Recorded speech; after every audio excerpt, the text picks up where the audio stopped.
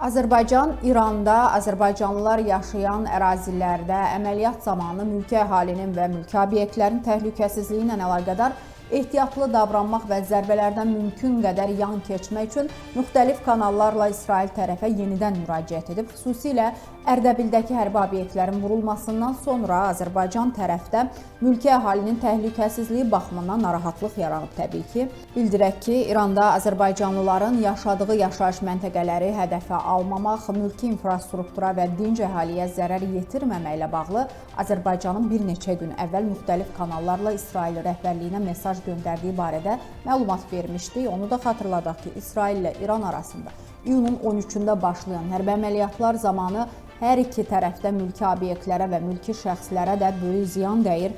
İsrailin endirdiyi zərbələr İranda azərbaycanlıların yaşadığı əraziləri də əhatə etdiyindən yerli əhali arasında itkilərin, sosial infrastrukturun dağıdılması təhlükəsi yaranır.